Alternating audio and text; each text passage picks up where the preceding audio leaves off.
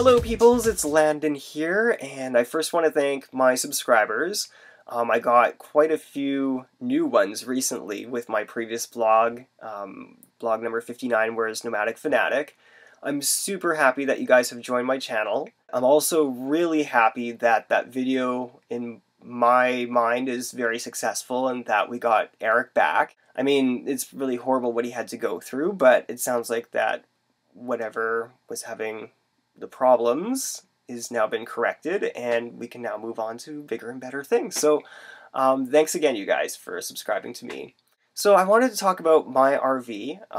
As mentioned in previous blogs, this is a 1977 Dodge Mini Winnie. It's made by Winnebago. And the nice thing when you buy an RV this old is that, first of all, you don't have like any depreciation left, right?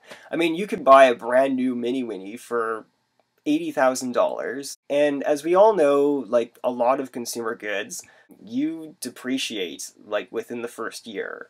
So if you buy something that expensive right away, you're out like $20,000 within the first year.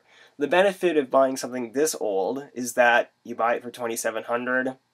I mean, there's really no depreciation. And in fact, the way I see it is that if you don't buy a new RV because you save that money in depreciation, you can put that towards repairs or gas money or whatever you want. So that is the benefit.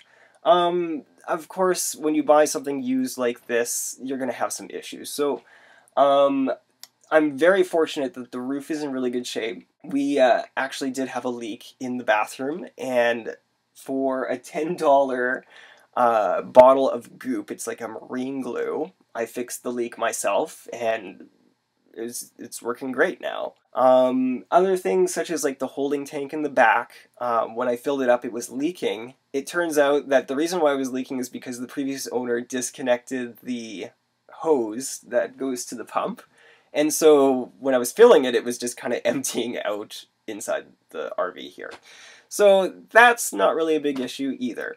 But the thing that is a bit of an issue, and granted it could be so much worse because this is a 1977 Winnebago, so it doesn't have computers or anything like that in terms of the motorized portion of it, but this thing has electrical issues.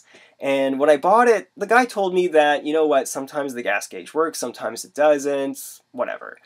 Well, when I'm driving it, yeah, the gas gauge works, sometimes it doesn't, but then sometimes the alternator doesn't work, and then sometimes it does, and then my dash lights never worked, and then today they started working, but then my signal lights stopped working. So I have to check into figuring out why that's happening. So that's on my bucket list, and I really need to get those fixed because I'm planning on going on a camping trip with my sister this weekend, and I'm hoping to get some video of that and so forth.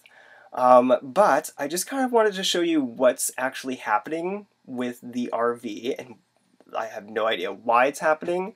But these are some of the issues that you deal with when you have a used RV. But like I said, you know, because you save so much money on depreciation, if you have to take it to a mechanic, if you have to get like a whole new engine, you know, you can throw like $2,500 into this thing, and you would be so much further than buying brand new. The other thing that's really good about buying used is that when you buy a used car, I mean, if you have a car that's 5 years old, it's very possible that it could already have like 200,000 miles on it, right? I mean, people use cars quite a bit, but with an RV, it's not typically used that much.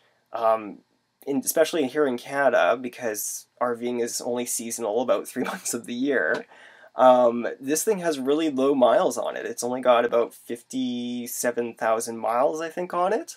So the chassis is really good. When you drive it, it's really straight. There's no wobbles. There's like hardly any creaking or groaning when you're driving it. It's like fairly new. So, I mean, in my opinion, I think buying a brand new RV is way like worse of a deal than buying something used.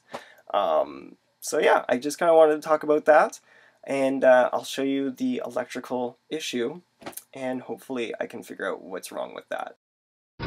So as you can see, the fuel gauge isn't working, or the temperature gauge, or the oil pressure gauge, but my alternator is now working.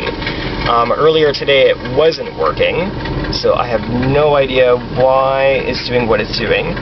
The only thing I was really doing was like kind of playing with this thing, like the little brightness thingy, and somehow the dash lights now work. They actually never did work before when I bought this, so I don't know why the dash lights suddenly work. The high beam thing works, but yeah. So I need to get that figured out because, of course, like my battery is going to die if I don't have the alternator working on a constant basis. And also, you know, knowing the fuel gauge especially is really important. So that's what's going on. Anyways, just wanted to do an update, and hopefully I see you guys soon, and you take care. Bye.